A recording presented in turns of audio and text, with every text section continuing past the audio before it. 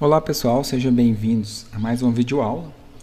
E nessa videoaula nós vamos começar a conversar sobre um assunto muito importante, que é a manipulação de arquivos.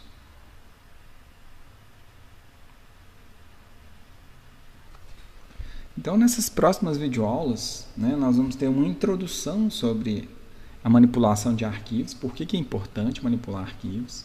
Aí nós vamos falar sobre a classe File e nós vamos descobrir, nós vamos aprender como gravar e ler arquivos do tipo binário e como ler e gravar arquivos do tipo texto. Por fim, eu vou mostrar uma forma um pouco mais simplificada de acessar esses arquivos texto. Para essas videoaulas, esses trechos de videoaula, nós vamos usar como referência o livro Fundamentos de Programação de Computadores. Nós vamos usar o livro Java Como Programar, da 8ª edição. Estamos usando também alguns materiais disponibilizados na internet da empresa Kaelon, de um curso de Java e Orientação a Objetos, e alguns materiais desses dois links que estão descritos aqui abaixo. Até o momento aqui no curso, nós trabalhamos muito com variáveis dos diversos tipos de dados primitivos, trabalhamos com vetores, trabalhamos com matrizes. Essas opções são ótimas para a gente armazenar dados simples como um conjunto de dados do mesmo tipo, que são os vetores e as matrizes. Mas é fácil perceber que esses tipos de armazenamento de dados aprendidos até o momento, eles são voláteis, ou seja, a cada momento que a gente executa o programa, ou a cada momento que a gente reinicia o computador, todos aqueles dados que estavam armazenados em variáveis, vetores ou matrizes são perdidos. Isso acontece porque esses tipos de estrutura de dados que estávamos usando até o momento, eles são armazenados na memória RAM do computador. Em muitos dos problemas que a gente trabalha, a gente precisa persistir esses dados em algum momento, Então a gente precisa depois de reacessar esses dados. Então é nesse momento que surge a necessidade de manipulação de arquivos. Existem outras formas, ainda melhores do que os arquivos, que são os bancos de dados. Mas os arquivos eles são usados para armazenamento de informação, vamos dizer assim, de menor periculosidade, Então, por exemplo, a gente poderia armazenar algum tipo de configuração do usuário nesses arquivos texto ou alguma informação, que não necessite de tanta segurança, como, por exemplo, dados bancários ou senhas de usuários. A gente usa esse tipo de arquivo de forma geral para armazenar configurações ou informações que não têm tantos dados dos usuários, Eu trouxe aqui duas definições de arquivos. Então, um arquivo ele pode ser considerado como uma estrutura de dados armazenados em memória secundária. A memória secundária são, por exemplo, o HD do computador, o disco rígido, uma pendrive, um DVD, um CD, então tudo isso são dispositivos de armazenamento secundário. Bom, para Deitel, um arquivo é uma abstração utilizada para uniformizar a interação entre um ambiente de programação, que é o que? Um programa, e os seus dispositivos secundários. Mais um exemplo, disco rígido.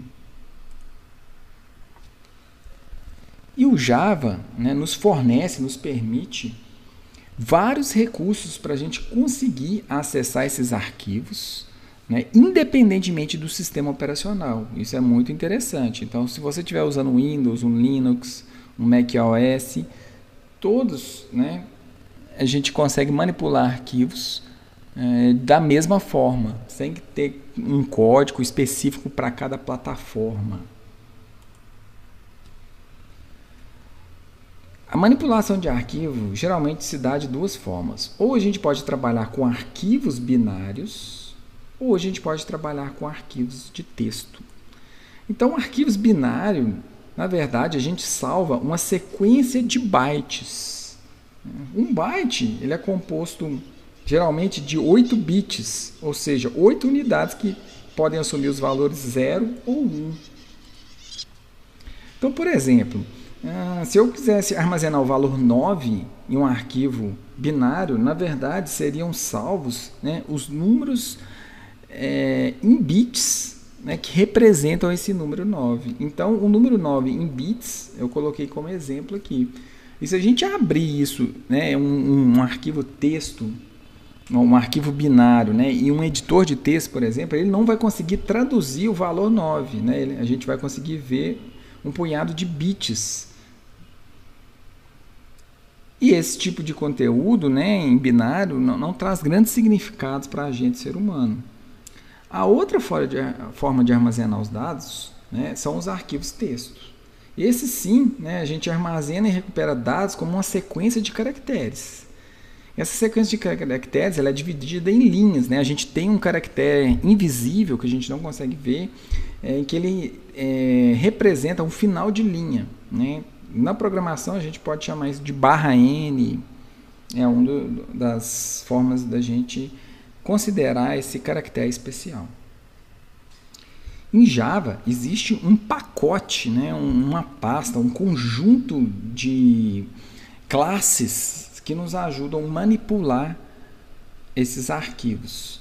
Essa classe, esse pacote, né, eles chamam de Java I/O, né, Java de entrada, in e out. O O é do out, então a gente tem aqui o Java I/O. Nós vamos ver diversos exemplos de manipulação de arquivos, e o que eu peço é que a gente não se preocupe em decorar os nomes. Né? São muitas classes, muitas opções de utilizar essas classes. Existem diversas formas da gente manipular um arquivo texto ou um arquivo binário. Né? O que a gente tem que entender é como essas classes se relacionam, como elas funcionam, né? E sempre que precisar, a gente consulta, né, os exemplos, os manuais, né, os exemplos na internet, ou mesmo esse material, né, que eu estou disponibilizando aqui no curso. O importante é entender e saber usar essas classes. A questão de decorar ou se preocupar com os nomes, isso vai com os anos, né, com a experiência. Se você passa a trabalhar com arquivo texto todos os dias, evidentemente que com os dias, os meses, você vai passar, né, a ter isso de cor na mente. Mas se você não trabalha diariamente com a manipulação de arquivo, né, não se preocupe em decorar. Nesse curso a gente não tem muito ainda o conceito de pacotes. Né? Eu disse que o Java I/O é um pacote que o pessoal da Java disponibiliza para a gente. Né? E esse pacote ele é composto por diversas classes. Né? E a gente ainda também nesse curso não tem ainda o conceito de classe nem de objeto. Mas nesse ponto, né, vamos abstrair, vamos entender que uma classe é como se fosse um mini programa, né, um arquivo com diversos algoritmos, né, que implementa um ou mais, né, trecho de código para a gente resolver um determinado problema. Bom, aqui nesse slide eu gostaria de mostrar algumas das classes que fazem parte desse pacote, né, do Java I/O. Eu coloquei aqui nesse slide 2 links, né, que vocês podem acessar para vocês verem com mais clareza essa imagem, né, e com mais detalhes também. O que a gente tem que entender aqui é que são muitas classes e que elas seguem uma hierarquia. Né? Então a gente tem uma árvore aqui hierárquica, onde a gente tem uma classe pai de todas as classes, que é a Object, e dessa classe nós temos esse punhado de outras classes aqui no primeiro nível, né, de hierarquia aqui, que nos possibilitam manipular arquivos. Então nós temos a classe File, por exemplo, que a gente consegue trabalhar diretamente com um arquivo lá no sistema operacional. A gente tem essa File Descriptor, né, que a gente consegue extrair diversas informações do arquivo, né, físico lá gravado no HD. Nós temos classes de input, né, para a gente conseguir gravar os arquivos. A gente tem classes de output, né, também para a gente manipular os arquivos. E temos um punhado, diversas dessas classes para a gente manipular. E a gente vai aprendendo e usando elas, né, à medida da necessidade aí no nosso dia a dia como programador. E quando a gente trabalha com arquivo, diversos eventos externos podem acontecer. Por exemplo, você pode tentar acessar um arquivo em um local que ele não existe mais. Ou você pode estar acessando um arquivo que ele está sendo usado para o outro usuário, né? E esse arquivo pode estar bloqueado. Ou, por exemplo, você pode estar acessando um arquivo que você não tem permissão lá no sistema operacional, né?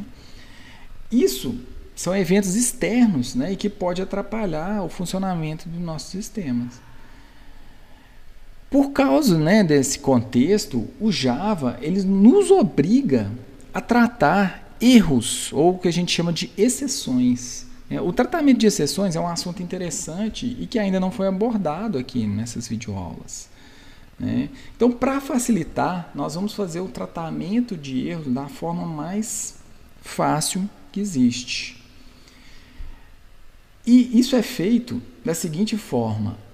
Na sua classe principal, né, no seu método main, você vai digitar o seguinte código. Você vai dar um throws IO exceptions. IO exceptions. A partir do momento que você fez isso, nós vamos ter que importar isso aqui, né, do pacote do Java IO exceptions. Então, eu acabei de importar, né, esse tipo de erro aqui em cima. Eu acabei de digitar isso aqui. O que eu estou querendo dizer com esse trecho de código, essas duas palavras? É que, na verdade, eu não estou tratando um erro, né? Se levantar algum erro, né, desse tipo de I/O, de entrada e saída, né, de arquivos, eu não vou fazer a manipulação, não vou ter os devidos cuidados que eu deveria ter, né? Eu adotei essa estratégia porque o assunto aqui é arquivos e a gente ainda não discutiu sobre esse tratamento de exceções.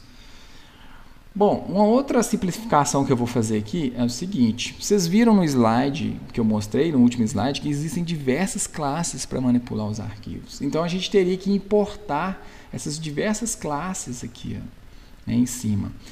Eu vou fazer uma simplificação que nem sempre é recomendada, mas para esse caso de simplificação eu adotei essa estratégia. Eu vou colocar aqui um asterisco aqui em cima, dizendo que eu estou importando todas as classes desse pacote.